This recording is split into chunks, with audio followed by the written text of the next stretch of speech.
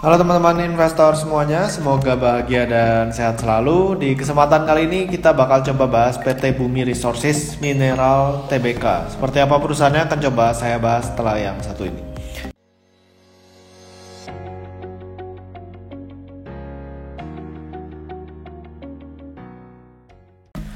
Oke, jadi ini saya ambil dari materi public expose-nya ya, BRMS ya kode sahamnya. Nah, ini jadi memiliki PT Diari Prima Mineral 49%, lalu ada PT Citra Palu Mineral ini 96,97%, lalu 80% ini punya Gorontalo Mineral. Nah, kalau misalnya kita perhatikan lebih jelas lagi, Gorontalo Mineral ini 20%-nya dimiliki oleh PT Aneka Tambang ya, Antam. Jadi ini yang menyebabkan mungkin sentimen positif buat si BRMS ya, sehingga harganya ikutan naik dengan naiknya harga Antam. Lalu juga di sini kita bisa lihat NFC ya, NFC China ini memiliki 51% PT Diari Prima Mineral. Jadi yang sebelah kiri ini dimiliki 51%-nya dimiliki oleh NFC China. Nah, ini juga menyebabkan berarti ini bisa menjadi katalis positif untuk si BRMS. Nah, cuman kita bakal coba lihat kira-kira produk dari si BRMS ini apa. Nah, jadi untuk Citra Palu Mineral ini emas ya. Lalu untuk Gorontalo Mineral ini copper and gold ya, jadi copper dan emas. Dan Diari Prima Mineral ini zinc dan juga lead. Nah, inilah menyebabkan harga BRMS ini cenderung mengalami kenaikan. Kita bisa lihat di sini ya secara 1 tahun.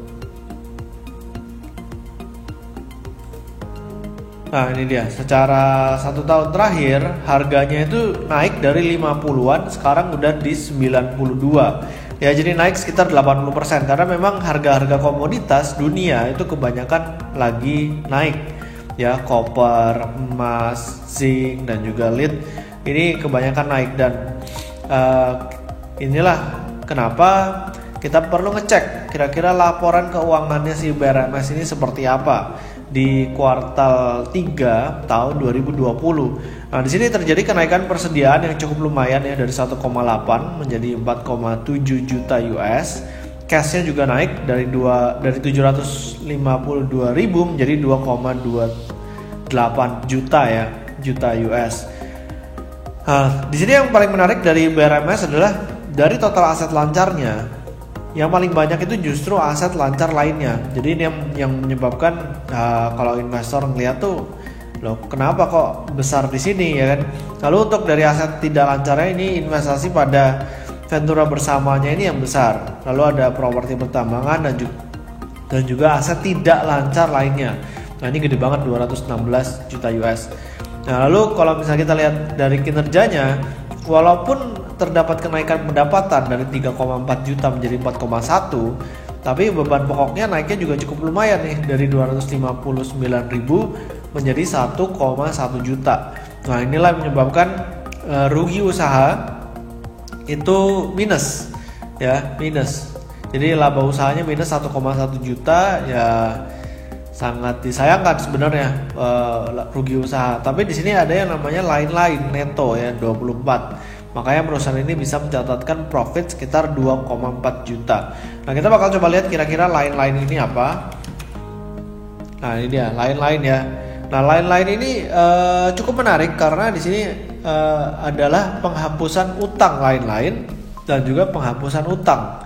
Jadi BRMS punya utang ke orang, terus dihapuskan, artinya nggak perlu dibayar sama si BRMS. Terus ini dicatatkan sebagai profit. Jadi ini udah luar biasa, menurut saya udah di luar dari kegiatan operasional BRMS ya. Sehingga kalau kita lihat di tahun 2021 nanti, angka ini harusnya udah nggak ada lagi. Sehingga BRMS harusnya masih mencatatkan rugi. Dan kita bisa lihat dari historinya, dari finansial ya. Di sini total pendapatannya juga cenderung stabil ya, berfluktuatif. Dari 100 miliar bisa 17 miliar, terakhir di tahun 2019 bisa 60 miliar.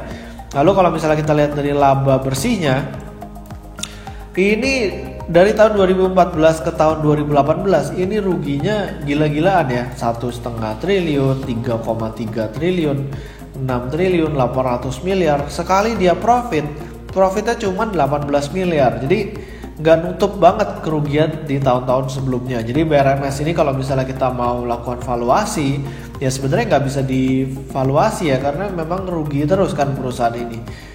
Jadi ya kalau misalnya orang beli saham untuk mencari mesin pencetak uang, ini mesin pencetak uangnya agak-agak macet nih, si BRMS. Oke, jadi demikian dari saya tentang BRMS. Semoga videonya bermanfaat. Jangan lupa buat di subscribe YouTube channel saya dan juga follow Instagram saya di Pesan Saham. Sampai ketemu di video berikutnya. Selamat berinvestasi.